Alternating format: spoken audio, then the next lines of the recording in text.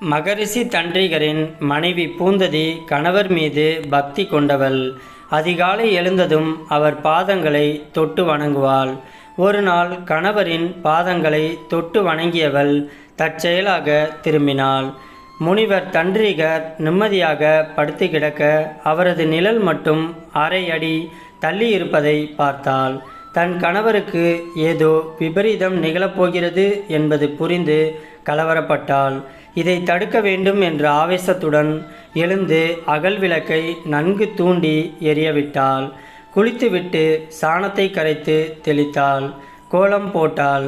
கண் விழித்ததும் மகரிஷி தன்றிகர் ஆற்றங்கரைக்கு நீராட கிளம்பினார்.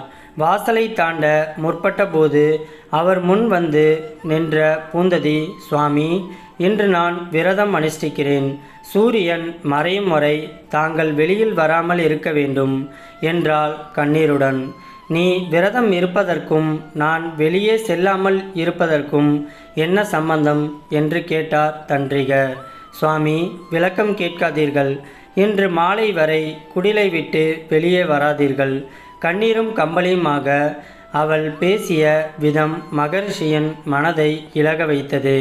உள்ளே சென்று யோசனையுடன் அமர்ந்தவர் விலகியிருக்கும் தனது நிழலை கண்டார். உடனே பூந்ததி விதியுடன் போராட துணிந்துவிட்டாள் என்பது புரிந்தது. புன்முறுவலுடன் வேடிக்கை பார்க்க தீர்மானித்தார். ஆற்றங்கரையில் காத்து கொண்டிருந்த யமதூதர்கள் தன்றிகர் வராததால் ஏமாற்றமடைந்து குடிலை நோக்கி வந்தனர். குடிலை நெருங்கப் போனவர்களை அக்னி பிளம்பு எரித்தது.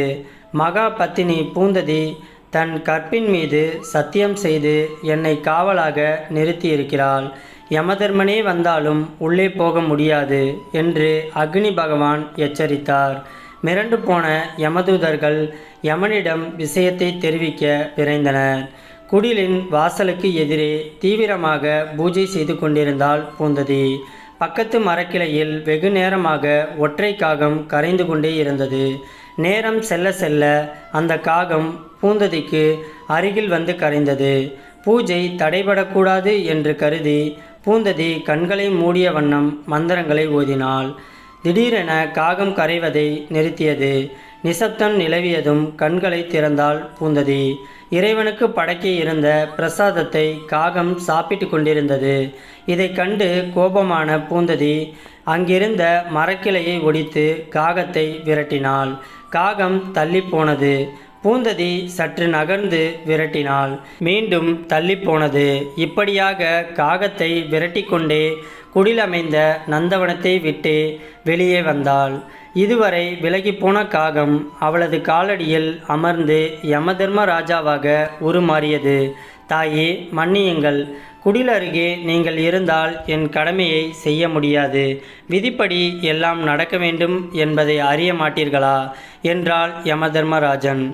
கணவரின் உயிரை காக்க இயலாத ஒரு பெண் உயிரோடு இருப்பதில் என்ன அர்த்தம் இருக்கிறது என்று கிணற்றில் குதித்தாள் பூந்ததி. யமதர்மன் பின்தொடர்ந்து வந்து கிணற்றில் எட்டி பார்த்தான்.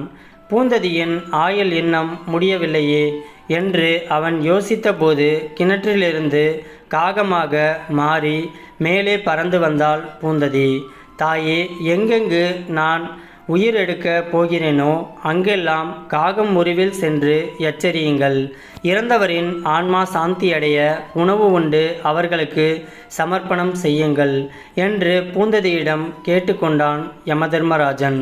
அதன்படி காகத்தின் வடிவில் இன்றும் மரணத்தை எச்சரித்து கொண்டும் இறந்தவரின் ஆன்மா சாந்தி அடைவதற்காக உணவு உண்டும் இருந்து வருகிறாள் பூந்ததி.